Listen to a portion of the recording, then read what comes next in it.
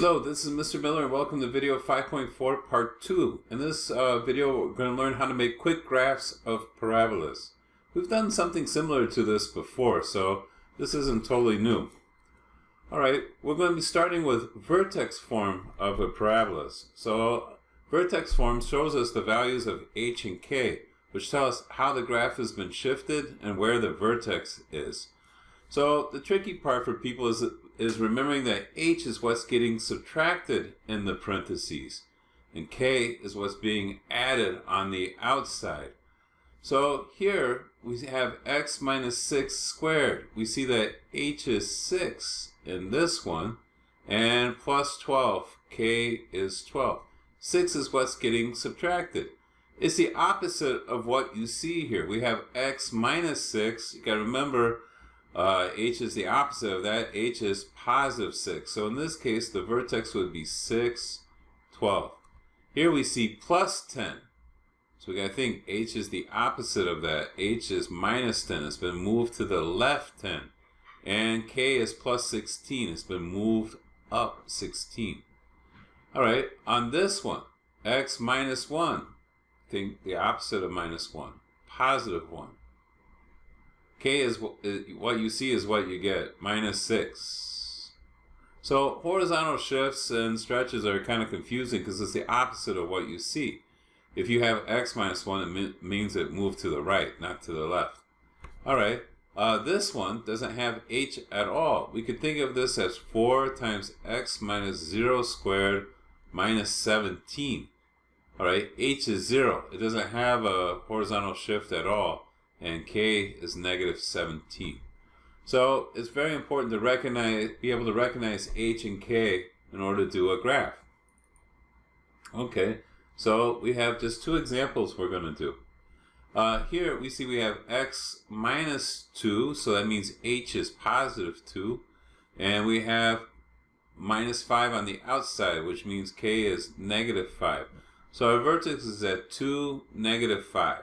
We can put a vertex there. Now, that's one point. We need the rest of the parabola. So we're going to put in points near the vertex. I'm going to put in 2 points on the right. I'm going to use x equals 3 and x equals 4.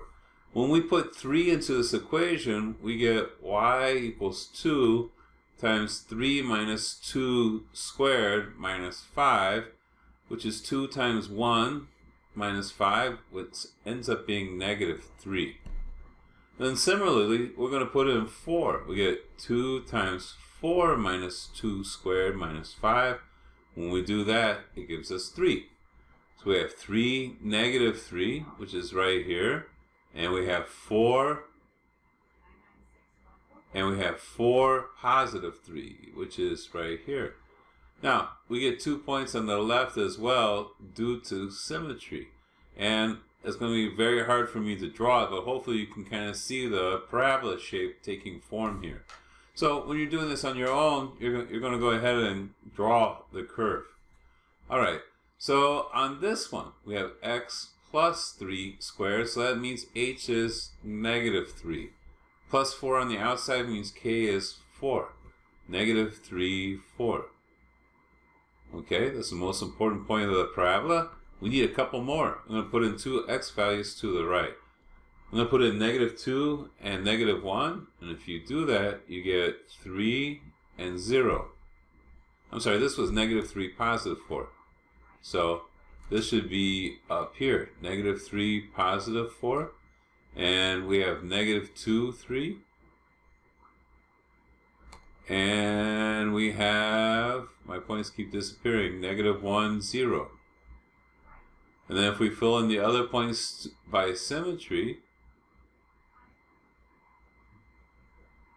we see we get a downwards parabola this time, which makes sense because a was negative.